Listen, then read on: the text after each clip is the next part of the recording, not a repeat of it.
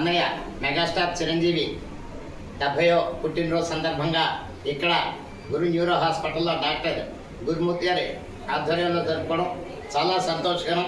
మొట్టమొదటిసారి నేను పట్నం వచ్చిన పతివ్రతలు 9th క్లాస్లో 1982లో చూశాను.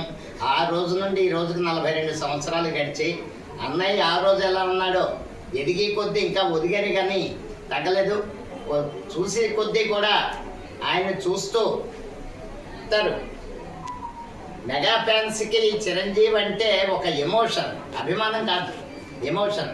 ఎక్కడ 2-3 జనరేషన్ల హీరోలు అభిమానులుగా కలిగిన ఏకైక హీరో అన్నయ్య మెగాస్టార్ చిరంజీవి.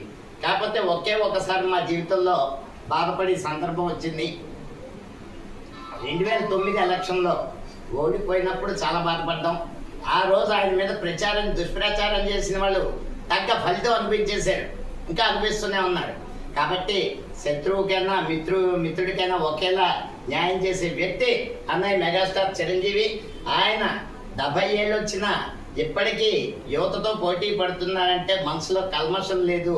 ఇంటికి వచ్చిన వాడికి సాయం చేయడం ఆయన నేటివ్. కాబట్టి ఒకవైపు అభిమానులు కూడా కొట్టుకునేవారు ఆ రోజుల్లో. అలాంటి అభిమానులు సన్మార్గంలో పెట్టి ఇందాక మిత్రులు చెప్పినట్టు బ్లడ్ బ్యాంక్, ఐ బ్యాంక్ అన్నది స్థాపించి రక్తదానం ఆయన ఆనాడు నింపిన స్ఫూర్తి ఈరోజు కోట్ల మందికి ప్రాణవాయువైంది ఆ రక్తదానం అన్నది. కాబట్టి ఆయన స్ఫూర్తి భవిష్యత్ తరాలందరూ ముందుకు తీసుకెళ్లాలని ఆబాల గోపాలం అన్నయ్యని అభిమానాలు ఇలాగే కొనసాగించాలని కోరుకుంటూ జై హింద్.